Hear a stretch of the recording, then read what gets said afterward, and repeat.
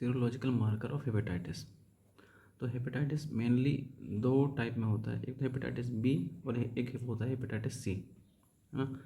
तो जो अपन जीनोम देख सकते हैं कि हेपेटाइटिस बी में कौन कौन सकते हैं और हेपेटाइटिस सी में कौन कौन सकते हैं। तो ये स्ट्रक्चर है, अपन हेपेटाइटिस बी का देखते हैं कि जैसे इसमें कि एक तुम्हारा एक सिंगल स्टैंडर्ड डीएनए और एक तुम्हारा डबल स्टैंडर्ड डीएनए, ठीक है। तो जीनोमिक तो डीएनए होता है एक, तो याद रखना, और दूसरा तुम्हारा होता है सिंगल स्टैंडर्ड हो सकता है या फिर डबल स्टैंडर्ड भी हो सकता है। उसके बाद आते हैं जीनोम में ही, तो जो जो तुम्हारा हेपेटाइटिस सी होता है इसका आरएनए होता है और सिंगल स्टैंडर्ड होता है। This is the single standard RNA of hepatitis C, है ना। लीनियर हो सकता है या फिर सर्कुलर भी हो सकता है। मॉर्फोलॉजी कैसी होती है, तो डबल सेल इन्वेलप होता है ना, डबल सेल इन्वेलप होता है। और दूसरा तुम्हारा ये इन्वेलप होता है हेपेटाइटिस सी। अब आते हैं जो स्प्रेड होता है नॉर्मल हेपेटाइटिस बी का, ये तो एक तो पैरेंटल हो सकता है, क्लोज कॉन्टैक्ट में हो सकता है, या फिर पेरीनेटल या फिर सेक्सुअल भी हो सकता है। इसमें भी पैरेंटल हो सकता है और क्लोज कॉन्टैक्ट में होता है। सेक्सुअल में इसका कोई अभी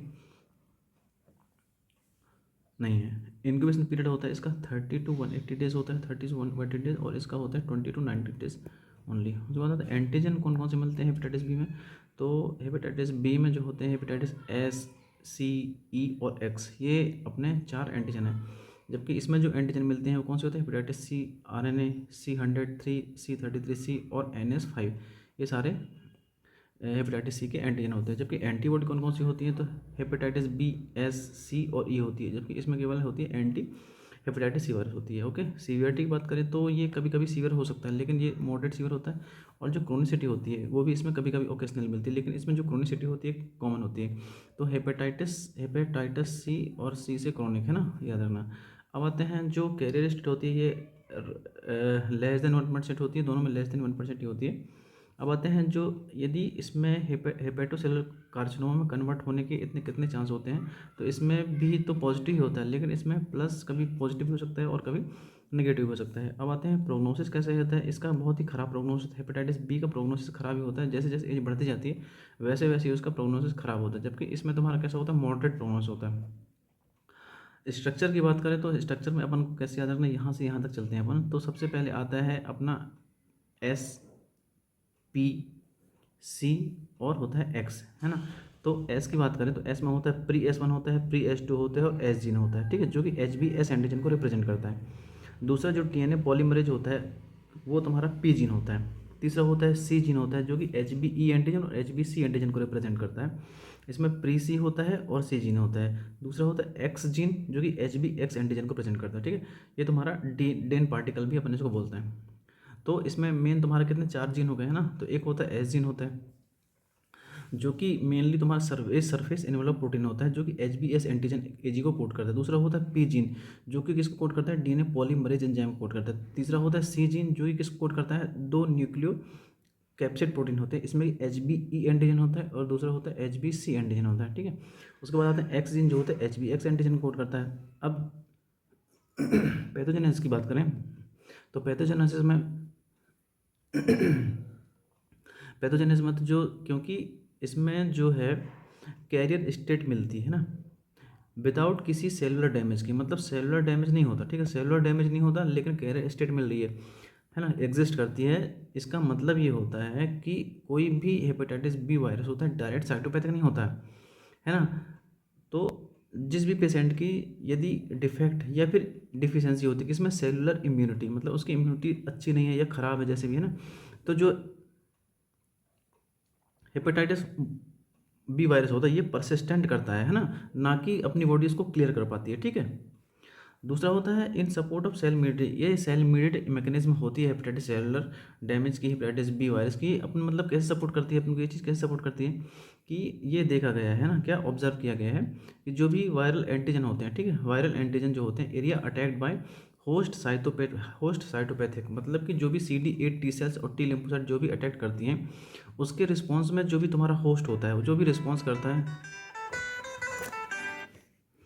तो जो रिस्पॉन्स करता है CD8 टी सेल और टी लिम्फोसाइट्स को, तो उसके रिस्पॉन्स में जो भी साइटोकाइंस निकलते हैं ना, मतलब कि जैसे CD4 टी सेल्स जो भी वायरस के थ्रू रिएक्ट होता है बॉडी अपनी जो होस्ट रिस्पॉन्स रहता है वो डिपेंड करता है कि कौन कौन से तुम्हारे रिस्पॉन्स मिल रहे हैं ना, तो ये रिस्पॉन्स से डिपेंड करते हैं कि उस पेशेंट की रिकवरी होगी या फिर उसमें माइल्ड सीवियर या फिर प्रोग्रेसिव टू क्रोनिक डिसीज होती है। ठीक है, ये सारा उसकी पूरी पैथोजेनेसिस के अंदर अपना आ जाता है। नेक्स्ट होता है सीरोलॉजिकल मार्कर, कौन कौन से होते हैं। तो सीरोलॉजिकल मार्कर की बात करें तो अपन को याद रखना सेव CECS, कैसे सेव CECS, ये तुम्हारे पूरे कौन से एंटीजन वाले हैं और ये तुम्हारे चारों जो है एंटीबॉडी वाले होते हैं। तो अपन को सेव याद रखना है। तो ये पूरा कौन सा है, हेपेटाइट HBsAg, HBeAg और हेपेटाइटिस बी वायरस DNA। उसके बाद अपन आते हैं तो पहले एक्टिव होती है ना, पहले मतलब एक्यूट वाला IgM होता है। तो इससे कैसे याद रख रहे हैं, IgM एंटी HBC है ना, ये हो गया। दूसरा होता है ये वाला, ये भी एंटीबॉडी है तो एंटी HBE। उसके बाद तीसरा होता है ये एक्यूट का हो गया, ये तुम्हारा क्रोनिक का होता है तो IgG एंटी HBC। उसके बाद जो लास्ट होता है ये होता है एंटी HBS। तो ये उसके बाद होता है 0, 4, 8 है ना, 12, 16, 20, 24 और ईयर्स में जाते हैं, वीक्स में जाते हैं। ठीक है, और ये तुम्हारा लेवल होता है। अब आते हैं डिफरेंट एंटीजन और एंटीबॉडी के बारे में बात करते हैं। तो HBS एंटीजन जो होता है ये इसको अपन क्या बोलते हैं, ऑस्ट्रेलियन एंटीजन भी होता है। ये तुम्हारा कौन सा सरफेस एंटीजन मानते हैं इसको। तो ये अपीयर कब होता है, तो 6 वीक ऑफ इन्फेक्शन में होता है, मतलब जैसे ही इन्फेक्शन उसके 6 वीक के बाद ये मतलब कि अपीयर हो जाता है और डिसअपीयर होता है 3 से 6 महीने उसको डिसअपीयर में होते हैं। यदि ये प्रेजेंट मिल रहा है अपने को है ना, डिटेक्ट हो रहा है, मतलब इसका ये हो कि एक्टिव हेपेटाइटिस बी वायरस का इन्फेक्शन है। ठीक है, जो कि 6 महीने से ज़्यादा तक परसिस्ट करेगा। इसको यदि अपन स्टेन करना चाहें तो ऑर्सियन स्टेन होता है जो कि ऑरेंज कलर का है ना, जिससे कि HBS एंटीजन अपना कहाँ पे मिलता है अपने को, तो साइटोप्लाज्मिक है ना, कहाँ इंट्रासाइटोप्लाज्मिक या फिर मेम्ब्रेनल लोकेशन पे उसकी मिल सकती है। उसके बाद एंटी HBS एंटीबॉडी भी यदि आती है तो मतलब ये मेन इसको बताती है कि ये रिप्लिकेशन और ये correlate with severity of hepatitis B virus DNA हो। तो अपन इसी एंटीबॉडी के बारे में पढ़ते हैं। तो एंटी HBS जो एंटीबॉडी होती है ये कब आती है, 3 महीने में आती है। ओके, उसके बाद ये आने के बाद इसमें IgM एंटीबॉडी भी बन सकती है और IgG एंटीबॉडी बन सकती है, दोनों एंटीबॉडी बन सकती है। तो यदि बन रही है मतलब ये हुआ कि जो प्रोटेक्शन मिल रहा है अपने को है ना, एंटीबॉडी अपने को प्रोटेक्शन दे रही है, किसके कारण, कि री इन्फेक्शन के कारण अपन को प्रोटेक्शन दे रही है। अब आते हैं HBE एंटीजन है ना। अब दूसरा एंटीजन आता है, अपन ने पहले क्या पढ़ लिया, अपन ने पढ़ लिया एक ऊपर वाला पढ़ लिया अपन ने, ऊपर वाला अपन ने एक HBsAg पढ़ लिया, उसी की एंटीबॉडी पढ़ ली है ना। अब तीसरा पढ़ रहे हैं HBE एंटीजन क्या करता है। तो सबसे पहले तो ट्रांजिएंटली आता है, ये 3 से 6 वीक में आता है ना, ड्यूरिंग एक्यूट अटैक में ही आता है ये, लेकिन ये 10 वीक तक परसिस्ट करता है। यदि इतने समय तक यदि मिल रहा है अपने को है ना, तो मतलब ये हो गया HB एंटीजन यदि मिल रहा है इतने समय तक, तो इसका मतलब ये हो गया कि ये क्रोनिक लीवर डिसीज में और या फिर कैरियर स्टेट में मिलता है। उसके बाद आते हैं एंटी HB, यदि इसी की एंटीबॉडी मिल रही है तो ये नॉर्मली कब होती है कि जब एंटी HBeAg डिसअपीयर हो जाता है। ओके, तो इसका मतलब ये हो कि सीरो कन्वर्जन हुआ है। ठीक है, फ्रॉम HBeAg से एंटी HBe में कन्वर्ट हुआ ड्यूरिंग की एक्यूट फेज ऑफ इलनेस में।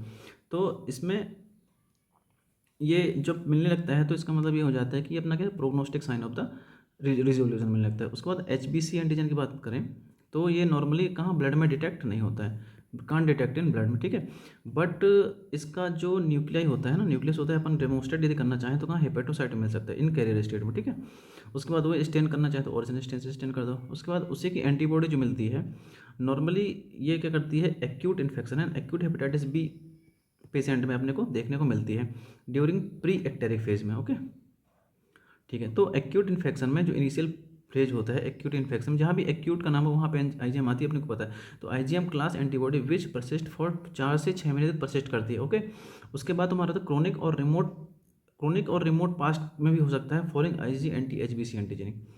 उसके बाद जो अपना लास्ट एंटीजन आता है वो HBV DNA एंटीजन आता है। ओके, तो ये कहाँ हो सकता है कि प्री सिम्टोमेटिक फेज में भी आ सकता है, transient during early acute phase में भी आ सकता है। ठीक है, नॉर्मली यदि अपन इसको डिटेक्ट करना चाहें तो मॉलिकुलर हाइब्रिडाइजेशन होता है बाय तुम्हारे साउदर्न ब्लड से अपन डिटेक्ट सकते हैं।